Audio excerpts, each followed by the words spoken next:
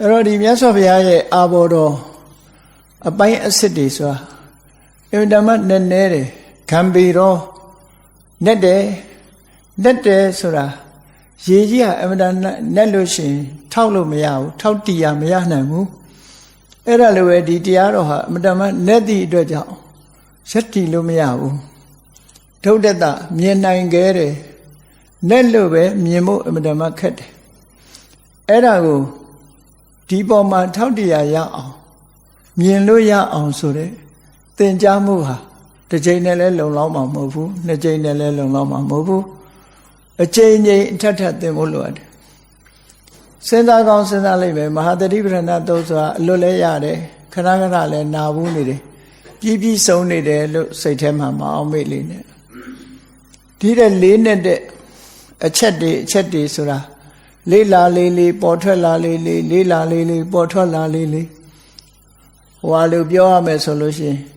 ဟိုလူငယ်တွေပြောသလိုနေရွက်လိုပဲကြည်လေဝေးလေစွာလိုပဲနော်ကိုနာနီးနေပဲကြည်ရင်မှဝေးမှန်းသိတော့သွားတယ်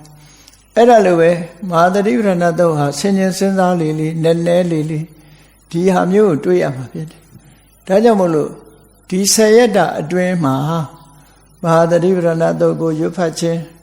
မဟာသတိပဋ္ဌာန်သုံးကိုကြက်မှတ်ခြင်းမဟာသတိပဋ္ဌာန်သုံးကိုလေးလာဖတ်ရှုခြင်းဆိုတဲ့ဒီမဟာသတိပဋ္ဌာန်သုံးပြောမယ်ဆိုလို့ရှိရင်ဒီအချိန်မှာ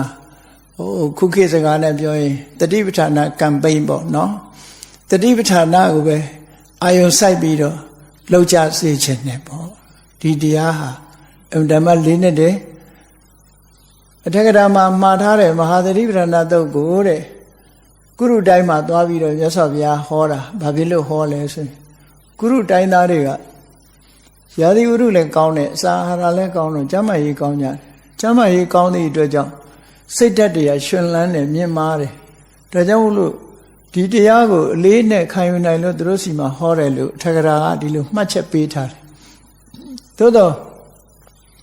ဒီလိုမှတ်ချက်ပေးထားတာအကြောင်းတစ်ခုသာဖြစ်နိုင်တယ်ပေါ့ဒီပြည့်နေရာတွေမှာမဟောဘူးလို့ဒီလိုဆိုလိုတာမဟုတ်ဘူးဒီပြည့်နေရာတွေမှာလည်းဟောတယ်နောက်တနည်းဖြစ်ပွယ်ရှိတာအဲ့ဒီခေတ်ကလူတွေကကုရုတိုင်းကလူတွေကပင်ကိုချင်းတရားကောင်းကြတယ်လို့ပြောဒါကြောင့်မို့လို့၅ပါးသီလကိုကုရုဓမ္မလို့ခေါ်တာရှိတယ်တချို့လည်းဂရုဓမ္မလို့သုံးတာရှိတယ်ပေါ့နော်